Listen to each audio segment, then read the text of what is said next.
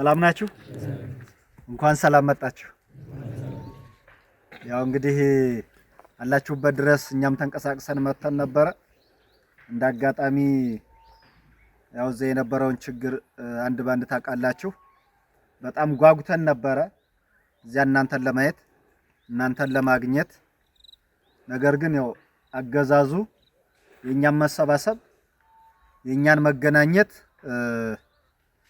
ከምንም በላይ ከስጋትም በላይ እኛን በተሰባሰብንበትና በተገኘንበት ለማጥፋት የማይራሯጥበት ምክንያት የለም። ምክንያቱም አንድነታችን ስለሚያስፈራው ማለት ነው። መሰባሰባችን ስለሚያስፈራው፣ አንድ ጋር ተሰባስበን መምከራችን ስለሚያስፈራው ማለት ነው። ስለዚህ ጊዜ አልሰጠንም ነበረ። ያው እናንተም ግዳጅ ላይ ነበራችሁ። ተደጋጋሚ የጥላት እንቅስቃሴ ስለነበረ ወደ ቀጣናው እኛ እዚያ ባለንበት ሰዓት በተደጋጋሚ እናንተም ምሽግ ላይ ስለነበራችሁ አልተገናኘንም ማለት ነው። ነገር ግን ፈጣሪ ፍቃዱ ሆኖ እናንተም ደግሞ ይሄንን ቦታ ወንድሞቻችሁ ሲንቀሳቀሱበት ሲታገሉበት የነበረውን አካባቢ ፈጣሪ ፈቅዶ እንድታውቁትና እንድታውት ሆኗል ማለት ነው። ይሄ ደግሞ አንድ ትልቁ ስንፈልገው የነበረው አማራነታችንን ያስመሰከርንበት ነው ማለት ነው። ስለዚህ የአማራ ፋኖ ጎጃም ጠቅላይ ግዛት ድርሻ እና ግንባር ቀደም ሆኗል ማለት ነው። ይሄ ሀቅ ነው፣ እውነት ነው። ምክንያቱም ለአንድ ለአማራ ድርጅት ለአንድ ለአማራ ተቋም እንዲኖረው አንድነትን ስትፈልጉ ያልተንከራተታችሁበት፣ ያልዞራችሁበት፣ ያልወጣችሁበት፣ ያልወረዳችሁበት ቦታ ቀጣና የለም ማለት ነው። ጎንደርም ሄዳችኋል፣ ወሎም ያው ኖራችሁበታል። ዛሬ ደግሞ እንግዲህ የሸዋን መሬት በከፊልም ቢሆን አይታችሁታል ማለት ነው። ይሄ ደግሞ እንደ አማራ ኩራት ነው። እንደ አማራ ኩራት ነው የሚሰማችሁ። የዛሬ በእያንዳንዷ ቀን የምንንቀሳቀስበት የምንታገልበት ለመራራ ወይም ደግሞ በጣም ከባድ ሊሆን ይችላል፣ ግን ለነገ ደግሞ ትኮሩበታላችሁ። ከማንኛውም በላይ ኩራት ነው የሚሰማችሁ ማለት ነው። ይታወቃል። ሁላችንም በየአካባቢያችን በየቀጣናችን ነው እየተንቀሳቀስን ያለ ነው። እናንተ ግን ዛሬ የምትፈልጉትን አማራ ስትሉ የምትኮሩበትን አማራነትን አግኝታችኋል ማለት ነው። አማራነትን አግኝታችኋል። ይሄ ነው የሚያስፈልገው። የተነሳንበትም አማራ ብለን ነው። በጎጃሜነቱ አልተጨፈጨፈም፣ በወለየነቱ አልተጨፈጨፈም፣ በጎንደሬነቱ አልተጨፈጨፈም፣ በሸዋነቱ አልተጨፈጨፈም።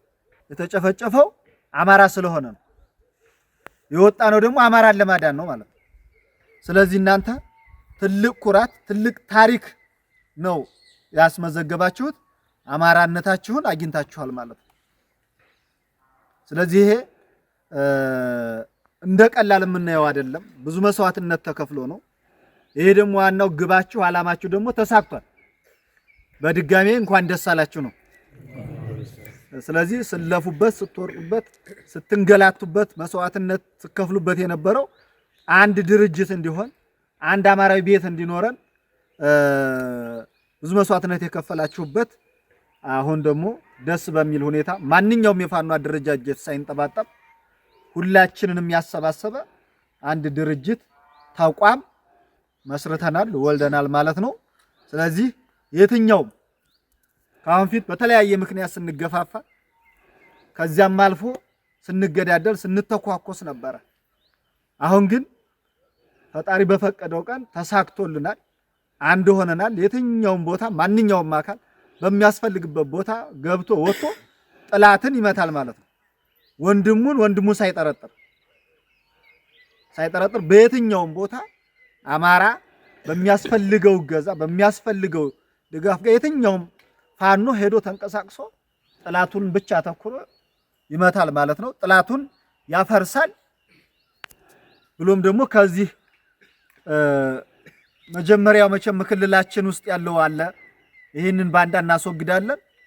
ኮሎኔል እንዳለው ደግሞ ነገ የምንፈልጋትን ኢትዮጵያ አንድ ለማድረግ ኢትዮጵያን ለመበታተን የሚያስበውን ኃይል አስወግደን አንድ ሀገር እንደ ሀገር እንድትቀጥል እናደርጋለን ማለት ነው። ስለዚህ ኩራት ነው የሚሰማችሁ፣ ወኔ ነው የሚሰማችሁ ለማለት ነው። በጣም ብዙ ዋጋ ተከፍሏል። አሁን እኛ ብንናገረው አይሆን። እያንዳንዳችሁ ወንድሞቻችሁ ለነገ ታሪክ የሚዘግበው የሚዘክሩት የሚጽፉት ነው ማለት ነው። ነገ የሚወሳ ነው። ለልጅ የሚያልፈው የእናንተ ታሪክ ነው ማለት ነው። በቀላል የመጣ ተቋም አይደለም ማለት ነው። ይሄን ለመውለድ ነው ይሄን ሁሉ ፈተና የታየው። ስለዚህ ነገም ደግሞ በየትኛውም ቀጠና ስትንቀሳቀሱ ከዚህ በላይ ደግሞ ትልቅ ታሪክ ትልቅ ድል እንደምታመጡ ምንም ጥርጥር የለንም። ስለዚህ እንደዚህ ምንድነው የሚባለው ለዓይነ ሥጋ ነው አይደል የሚባለው እንደዚህ እንኳን ለማየት አበቃን። በዚህ ልክ በጋራ እንደዚህ ተሰባስባችሁ በጋራ ተወያይተን ያሰብነውን ዓላማ ደግሞ በአጭር ጊዜ እውነትም ይሳካል ብለን እናስባለን። ለምን እየተሳካም ስለሆነ ይሄም ትልቅ ድል ስለሆነ ማለት ነው። ስለዚህ ይሄን ለማለት ነው። ብዙም ሰፋ አድርገን እንትን የምንለው አይደለም ከወጡም ከምኑም ጋራ። ስለዚህ ይሄንን ፕሮግራም እንደተባለው እናንተም ከወንድሞቻችሁ ጋራ ለማስተሳሰር ከዚህ ካለው አመራር ጋራ ለማስተሳሰር በአጭርና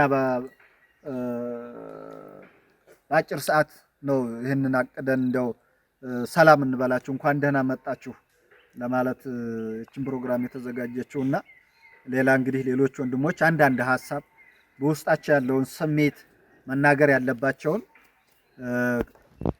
እንግዲህ እነ ኢንጂነር አሻግሬ ሌሎችም መናገርም ውስጣቸው የተሰማውን ነገር ተናግረው ወደ ቀጣይ እናንተ ወደ ራሳችሁ የራሳችሁን የምታድሱበትን ራሳችሁ የምታዝናኑበትን አድርገን እንለያያለን ማለት ነው። በእኔ በኩል አመሰግናለሁ። በጣም ነው የምንወዳችሁ። እንዴት አደራችሁ? ሰላም ናችሁ? ያው አባይ ሸለቆ ጋርም ከተለያየን 1 አመት ያህል ነው የሚሰማኝ። ሌሎቻችሁ የነሰው ሻለቃ አንተዋወቅም። አሻግሬ ይባላለሁ። አሁን በተመሰረተው ድርጅት የፋይናንስ እና ግዢ አስተዳደር መምሪያ ኃላፊ ነኝ ማለት ነው። በአጠቃላይ እንግዲህ ያውና አለቃ መከታው ገልጸውታል። በተለይ የአማራ ፋኖ ህዝባዊ ሰራዊት ከተመሰረተ በኋላ አሁን ደግሞ ያው ጎጃም ጠቅላይ ግዛት ብለን እየተንቀሳቀስን ያለነው ልጆች እንደ ቡድንም በተናጠልም ከፍተኛ የሆነ ፈተናዎችን አልፈን ዛሬ ላይ ደርሰናል ማለት ነው። እና እኔም በድጋሜ አለቃ እንዳለው እንኳን ደስ ያላችሁ ማለት እፈልጋለሁ።